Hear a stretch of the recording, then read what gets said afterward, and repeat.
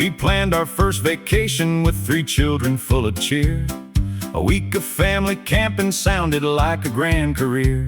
I found a rented motor home, a palace on the road, with beds and sinks and everything to haul our little load. My wife looked at that monster and then looked me in the eye. Are you sure that you can drive it? What a question for a guy. I puffed my chest and told her there is nothing I cannot. That was several hours before I missed the little dot. The owner gave instructions in a thick and detailed book. It tells you everything he said, just read it, take a look. It had an index, charts and graphs, instructions by the score. But being male and gifted, I knew everything and more.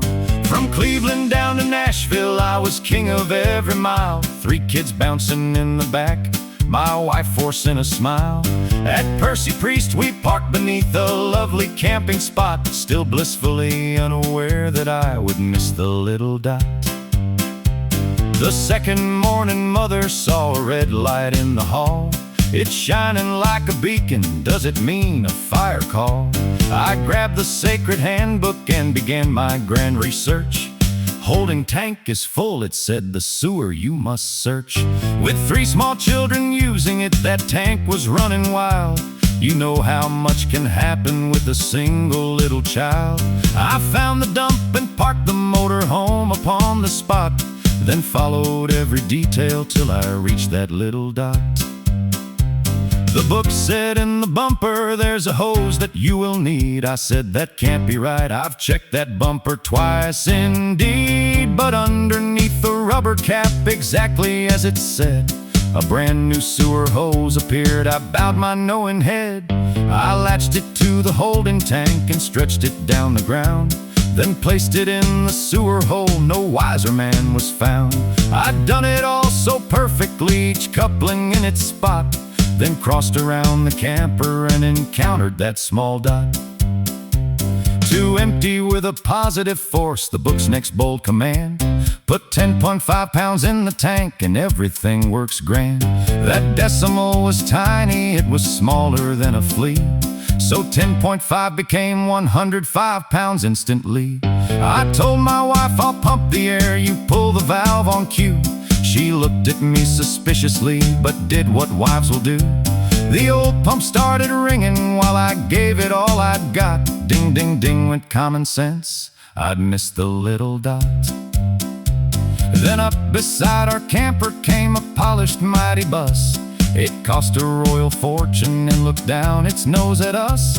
The owner said it's factory new, there's not one dirty streak. I hit 2 bugs while driving here, I cleaned them both this week. In 1971 or 2, he named the awesome price, 232 grand. I had to ask him twice. That is some golden calf, I said, the finest on the lot. He didn't know our family had a present in the pot. He'd come to clean some dust out of his spotless holding tanks. My wife said, we've got more than dust, and gave the Lord her thanks. So back I went to pumping while the air bell rang its song. Ding, ding, ding for minutes, what was taking me so long? She pointed toward the metal tank, should it bulge like that? It's engineered to stretch, I said, adjusting my proud hat. I pumped it past 100 pounds and gave it all I got. No man's more sure than one who's overlooked the little dot. At last I yelled, now pull the valve. She pulled it with a shout. The hose arose like an angry cow, then tore the latches out. It bucked across the dumping ground, then launched into the sky.